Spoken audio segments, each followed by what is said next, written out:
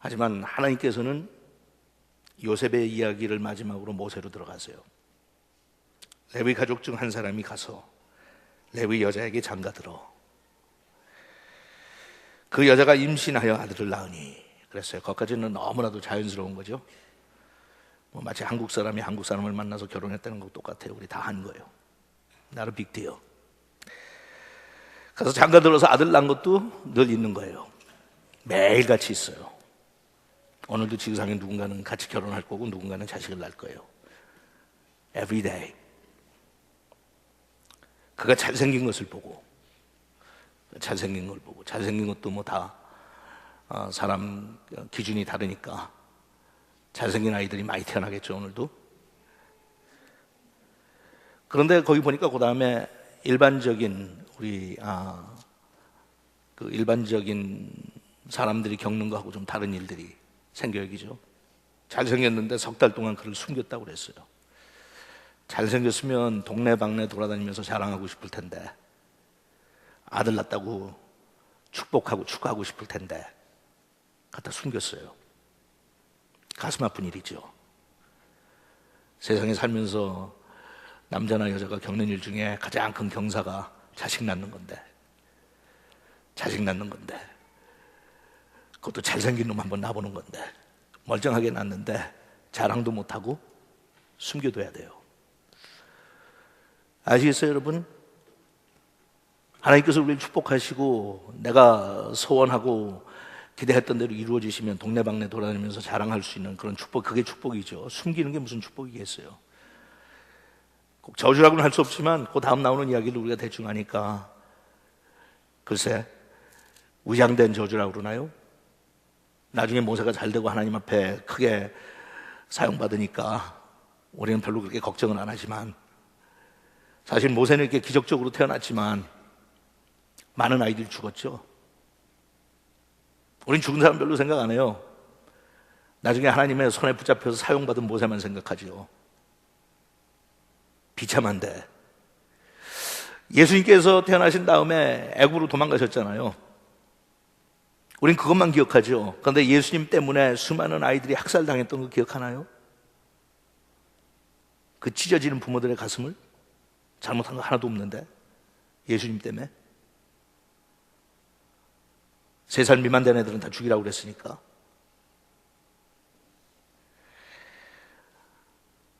한쪽이 다행이다 그러면 저쪽에서는 아이고 위기다 그래요. 그 인생이에요. 석 달 동안 숨겨뒀어요. 3절 보니까 더 숨길 수가 없게 되며 이제는 숨기는 것도 가는 데까지 갔어요. 얼마나 부모의 마음이 조마조마할까. 차라리 태어나지 않았더라면. 그런 생각 충분히 했겠죠. 내가 차라리 아이를 갖지 않았더라면, 차라리 아이가 뱃속에서 죽어서 태어났더라면, 어차피 죽을 것 같으니까. 그것도 비참하게 왕이 갖다 버리라고 그랬으니까 더 이상 숨길 수가 없게 되며 그를 위하여 갈대 상자를 가져다가 역청과 나무 진을 칠하고 아기를 거기 담아 나일강 갈대 사이에 두고 그의 누이가 어떻게 되는가를 알려고 멀리 섰더니, 그냥 장면만 생각해도 이런 비극이 없어요. Imagine. 아들을 낳는데 죽여야 되는데 자기 손으로 죽이지 못하니까 강에다 갖다 버려요. 부모가 가서 지켜보는 것도 엄마가 얼마나 가슴 아파서 가서 보고 지켜보겠어요. 근데 엄마는 지켜보지도 못하고 딸을 보내는 거예요. 누이 보고 가서 지켜보라고. 여러분, 하나님 앞에 선택받아서 하나님의 일을 한다는 것은 어떤 때 이렇게 괴롭고 힘든 고통스러운 일이에요. 로맨틱하게 생각하지 마세요. 로맨틱하게 생각하지 마세요. 찢어지는 고통 속에서 그건 하나님께서 우리한테 보여주셨잖아요. 자기 아들 십자가에 달려 죽기까지 우리를 사랑한다는 게 어떤 건지, 그 고난에 같이 동참하겠다고 우리가 쉽게 고백하지만 그게 속된 말로 얼마나 허튼 수작인지. Really? Disturb me? 하나님께서 그러세요. 반문하세요. 정말? 우리가 왜 조용하게 살아가는지 우리가 다 알죠. 의식하죠. 우리는 기본적으로 타고날 때부터 선천적으로 안전하게 살고 싶은 욕망이 있어요. 그래서 누구한테 가장 중요한 게 security예요. I want to be secure. 그 security가 흔들거리면 사는 게 모든 게 다 불안해요. 불법 체류자들한테 한번 물어보세요. 얼마나 하루하루 끔찍할 정도로 긴장하고 살아야 되는지. Just one thing. 자식이 속썩이고 방탕해갖고 밖에 나가가지고 가출한 집안에 있는 부모하고 한번 얘기해 보세요. 하루하루가 얼마나 지루하고 고달프고 걱정스럽고 고통스러운지. Just one thing. 그럼 그 사람들이 기도하는 건 기도 내용 굉장히 간단해요. 그거 하나만 해결되면 될 것 같아. 왜? secure 하고 싶으니까. secure 하고 싶으니까. 그래서 우리는 예수를 믿고 그리스도를 따르겠다고 그렇게 고백은 쉽게 하면서도 하나님 앞에 disturb 하지 말라는 거예요. Don't disturb me, Lord. 왜? 그거 자체가 싫은 게 아니라 감당할 자신이 없으니까. I don't think I can handle it. I don't think I can handle it. 여러분, 너무나도 많은 사람들이 신앙생활을 시작하면서 romanticize해요. romanticize. 너무 낭만적으로 생각해. No, it's not. 그래서 하나님께서는 주의를 주시면서 사실 분명히 하시되 네가 나를 따르려거든 각오하고 따르라. 네 목숨 내려놓을 각오하고 네 자신 부인하고. 왜? 부인하는 게 뭐예요? 네가 안전하고 싶은 시큐리티를 부인하려는 거예요. 너희 부모와 처자와 형제와 자식을 떠나야 한다. 본토를 떠나야 한다. settle down 하고 싶은 것이 인간의 기본적인 선천적인 타고난 욕망이지만 you have to leave that behind. Don't you forget that. 하지만 그게 고난이지만 고난 가운데 역경 가운데 영광스러운 삶이라고 하나님께서 그러시는 거예요. 영광스럽다. 하지만 동시에 고통스럽다. 그래갖고 이제 건져주잖아요. 그러니까 이게 얼마나 정말 기쁨과 슬픔이 희비가 엇갈리는 거예요. 하나님께서 기적을 베풀어 주세요. 공주가 와서 건지죠. 그리고 데려가서 키워요. 아이고 잘 되는 모양이다. 그 다음에 모세가 나가서 또 일을 터뜨리죠. 살인자로 몰려가지고 도망가죠. 그게 2장에 나오는 줄거리예요. 가가지고 또 이제 죽었다 싶어가지고 도피 생활을 시작하는데 하나님께서 십보라를 만나게 하세요. 순간순간 하나님께서 도와주신 손길이 있어요. 그리고 엮어가세요. 하나님께서. 모세는 그냥 하나님의 역사를 이루어가는데 한 도구로 사용하시는 거예요. You're not the main character. You're not the main character. 네가 태어나기 전에 하나님의 역사는 흘렀고 네가 죽고 난 다음에도 하나님의 역사는 흐른다. You're not the main character. 여러분, 우리가 메인 캐릭터라고 생각하고 살기 때문에 자기 중심적으로 사는 거예요. 성경은 항상 우리한테 하나님 중심으로 살라고 그래요. 왜냐하면 그분은 전에도 계시고 지금도 계시고 앞으로 장차 오실 분이기 때문에. 지나가는 하나의 점밖에는 안 된다는 점떡지고 지나가는 거죠. 근데 그 속에서 하나님께서 많은 파란만장한 일들을 통해서 우리를 또 다듬어 가세요. 얼마나 그게 기가 막힌 거예요. 여기 우리가 같이 모여 있는데 여기 한 명 한 명을 하나님께서 다 지금 다스리고 계세요. 다루고 계시고 전체를 보시면서 엄청난 역사가 흘러가는데 그 중에서 또 하나하나 어느 정도로 나의 머리카락을 세워가시면서 나의 신음소리를 들어가시면서 엮어가세요. 그러니까 그것이 맞춰져야 돼. 모세가 그걸 배우는데 80년이 걸리는 거예요. 하나님의 역사 속에 내가 어떻게 사용받을 것이냐, 어떻게 내가 하나님을 향해서 정도를 걸어갈 것이냐. 그래서 그것을 제대로 하지 못하고 항상 앞서가든지 치우쳤던 모세가, 물론 하나님께서 주신 말씀이지만 여호수아를 통해서 줄 때 여호수아에게 남겨준 말이 가장 절실하게 모세가 얘기했던 것은 좌로나 우로나 치우치지 말아라. 좌로나 우로나 치우치지 말아라. 하나님께서 모든 것을 다 연합해서 선을 이루시고 끝까지 악착같게 하나님께서는 하나님의 뜻을 이루실 거고 나를 버리지 않고 사용하실 것이지만 좌로나 우로나 치우쳤더니 너무나도 후회 많은 삶이었다. 갈대상자도 준비하시고 공주도 준비하시고 성에서 자라게도 하셨지만 자기의 한 번 실족함으로 인해서 40년 동안 광야에 가서 훈련과 단련을 받아야 되고 끝나고 나니까 하나님께서 해결할 방침을 주시지만 그것 자체도 하나님께서 다 하나님의 역사를 이루어가요. 여러분, 내가 인생 살면서 양쪽의 퍼스펙티브를 항상 가지고 있어야 돼요. 하늘도 볼 줄 알고 땅도 볼 줄 알아야 되고 하나님을 볼 줄도 알고 내 자신도 볼 줄 알아야 돼요. 철로 역장에 나오는 이야기들 보면 다 그런 순간순간들이에요. I want to know your will and I want to know who I am. 좌로나 우로나 치우치지 말고. 그 다음에 21절이에요. 모세가 그와 동거하기를 기뻐하며 그가 그의 딸 십보라를 모세에게 주었더니 그가 아들을 낳으매 모세가 그의 이름을 게르솜이라 하여 이르되 내가 타국에서 나그네가 되었음이라 하였더라. 그냥 이렇게 들으면 그래도 하나님께서 위로하시느라고 십보라를 만나게 하시고 가정을 꾸미고 자기도 몰라요? 아들 낳아. 상징적이죠. 그렇게 외롭고 초라하고 나그네 삶을 살지만 그래도 하나님께서 자식을 얻을 수 있는 기쁨을 주세요. 많은 걸 생각했겠죠. 자기 부모도 생각했고 어렸을 때 시절도 생각하고. 하지만 자기의 슬픔을 낳은 아들을 통해서 많이 위로를 받는 거예요. 그리고 정착한다고 생각했또. 참 사람은 의욕이요, 정착하고 싶은 게 얼마나 강한지 몰라요. I want to settle down.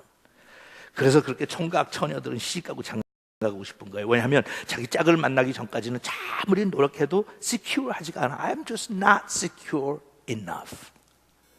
그래서 결혼하면 크게 자식 갖고 싶은 거예요. 왜냐하면 자식 가지면 드디어 I'm settled down. 자식 가지고 나면 그다음부터 얼마나 고통이 따르지는 생각 못하고 최소한 settle down. settle down이 뭐예요? 우리 다 자식 켜본 사람 알죠? 애를 난 애새끼라고 볼 뻔했네. 애를 난 그 순간부터 settle down? Are you kidding me? 그때부터 멀쩡한 게 다 뒤집어지기 시작하는 거예요. 나 봐라.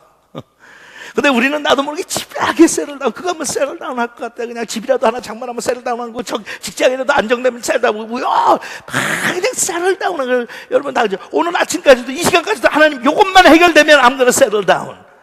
I'm gonna settle down. 근데 you will never settle down. 왜? 우리는 나그네 길을 사는 거니까 you will never settle down. 하나님께서 천국에 오기 전까지는 너에게는 안정도 안식도 없다. 그런데 왜 그걸 그렇게 못 깨닫니?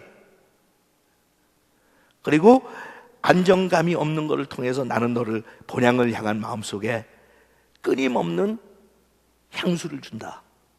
Think about it. 본향을 생각해라. You will never settle down in this world.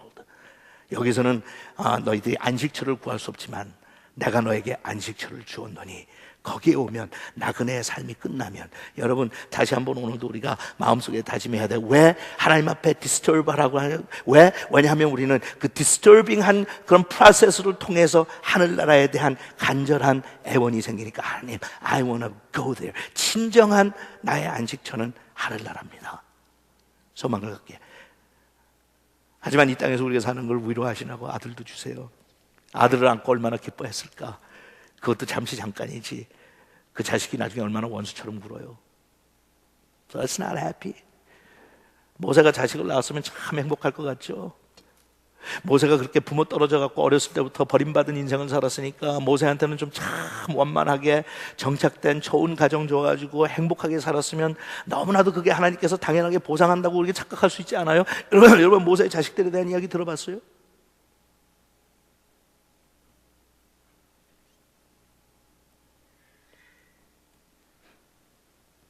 모세의 자식들 얘기 별로 못 듣죠. 하지만 이 아들을 낳고 잠깐이지만 얼마나 위로를 받고 기뻐했을까? I've now settled down. 마지막이에요. 23절. 여러 해 후에 애굽 왕은 죽었고 이스라엘 자손은 고된 노동으로 말미암아 탄식하며 부르짖으니 그 고된 노동으로 말미암아 부르짖는 소리가 하나님께 상달된지라. 24절 25절 같이 읽죠. 하나님이 그들의 고통 소리를 들으시고 하나님이 아브라함과 이삭과 야곱에게 세운 그의 언약을 기억하사 하나님이 이스라엘 자손을 돌보셨고 하나님이 그들을 기억하셨도다. 거기 나오는 건 계속 나와서 주어가 뭘로 변해요? 주어가 뭘로 변해요? 네, 하나님이. 그 전에는 다 센터 스테이지에 누가 마치 서 있는 것 같았어요? 모세가. 근데 하나님께서 이제는 바꾸시죠. 그러니까 그거예요. 하나님의 역사가 시작돼요. 하나님께서 기억하시고 하나님께서 들으시고 하나님께서 불쌍하게 보시고 거기까지 연결시키는데 80년의 세월이 흐르는 거예요. 하나님이 보시는 대로 보고 하나님께서 원하시는 대로 원하고 모세는 그걸 단축하려고 하니까 좌로도 우로도 치우치고 이런 일도 저지르고 저런 일도 저지르고 향방 없는 싸움을 싸우고 하나님께서 향방 없는 싸움 싸우지 마라. 달려갈 길 분명히 알고 달려가라. 좌로도 울어도 치우치지 말고. 오늘도 우리가 하나님 앞에 기도하면서 왜 디스터브 해달라고 그래요? 우리는 엉뚱한 방향으로 표류하고 있으니까. You don't understand where you're going. 하나님께서 안전하고 정착된 것을 쫓아가다 보면 너는 이미 좌로 우로 많이 흘러갔어.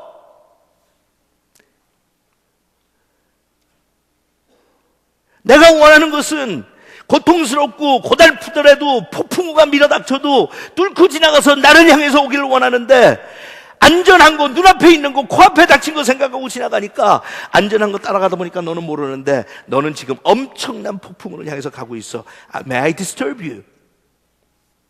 내가 너 한번 흔들어서 정신 차리게 할게. Would you let me do it? 하는 거예요.